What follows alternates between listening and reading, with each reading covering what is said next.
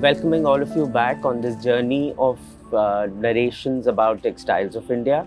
I love co-creating this content with India Craft Week and creating a repository of the various textiles and techniques which India is known for, especially in saris and in general in fabrics and textiles.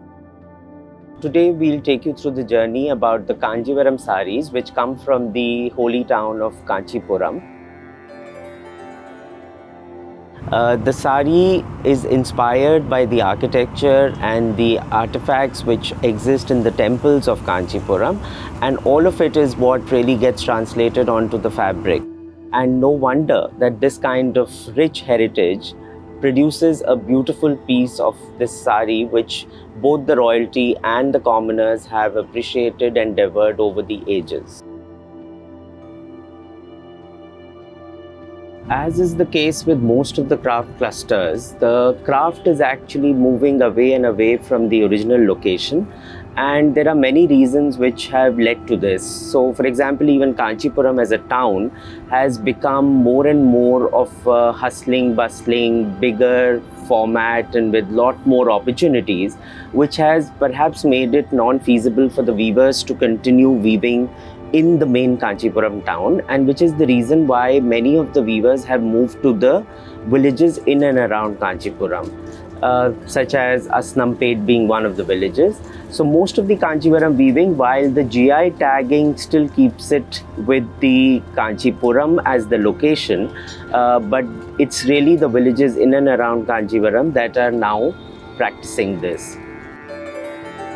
So what really defines a Kanjivaram sari? So every sari has its various elements. It's the kind of yarn that is used in it. It's the kind of motifs that so to say, the vocabulary of the sari is. And therefore, similarly, Kanjivaram also has its very, very unique identifiers.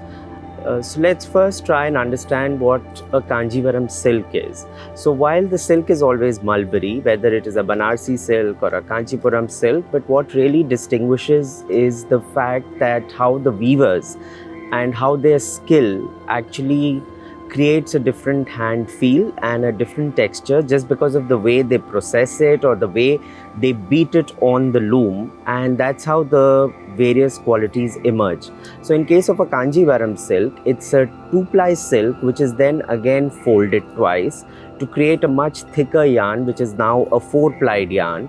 But it's not just the thickness of the yarn, it's also how the weavers beat it on the loom and create a rather dense and strong fabric, which then feels much more stronger and much more sheen than perhaps the way the silk is used in the other clusters of India. So another very unique identifier of a Kanjivaram sari is the fact that it is made with the technique of korvai. So what exactly is korvai is where the border is sort of interlocked on the loom with a separate weft shuttle so that the border color becomes an absolute solid color, which is different from the way the body color is.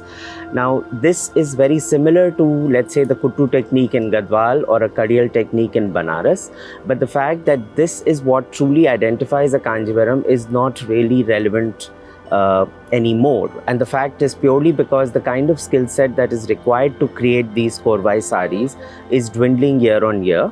The new set of weavers are equally, I would say they do a fabulous job of still retaining the vocabulary of a Kanjivaram sari, but the Korvai technique is getting lost over a period.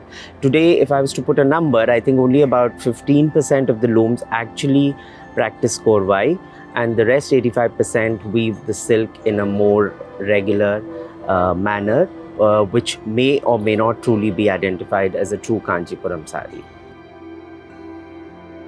So what is truly intriguing and enchanting about the handlooms of India is that most of these actually are inspiration of what the weavers have traditionally and even today see around themselves. So for example, in Kanchipuram, the fact that the temple architecture itself has so many references of the various motifs and the various styles that till date actually get translated onto the fabrics.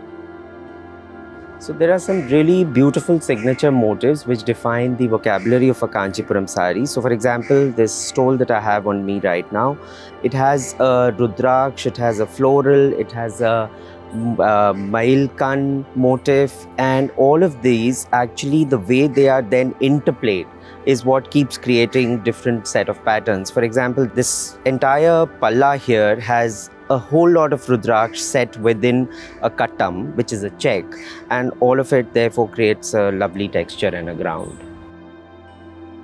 One such reference is the poem by the famous poet Kalidas in Kumar Sambhav, where he gives a reference of Annam or the Annapakshi motif, which is a very culturally revered motif, as being used as the motif on a wedding sari of the main protagonist. Similarly, we've had some really lovely references in cinema. One movie is Kanjivaram, which was directed by the renowned director Priyadarshan in 2008, where he's actually captured the plight of the Kanjivaram weavers beautifully. So while it also celebrates the craft, it also takes us to the other side of it, where we understand how the weavers have a tough life and we all have to come together to sort of keep this going in a sustainable manner. All these motifs, when used in a very refined manner in the kind of colors that Kanjivaram has been known over the years, creates various versions just because of the way the layouts and the arrangements happen.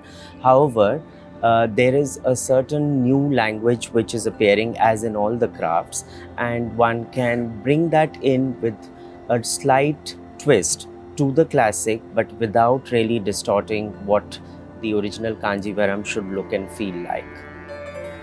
The motifs in a Kanjivaram sari form the most integral part of the design language. One of the most classic ones is a check formation with booties called the Ayaram Bhuta sari, which has Rudraksh and Annapakshi motifs sitting within the checks. Annapakshi is a very mythical bird form which has a lot of reverence in the culture of Tamil Nadu, and it is supposed to be one of the birds which has the ability to separate milk and water. There's an entire design vocabulary that comes from the flora and the fauna. So while the flora forms various flower motifs and the Rudraksh as well, there are others like the Mail motif, which is the peacock, which signifies regality and royalty. Annam, which is a Hans motif, as well as Yali, which is another mythological animal, which is supposed to be a confluence of a lion, elephant, and a horse.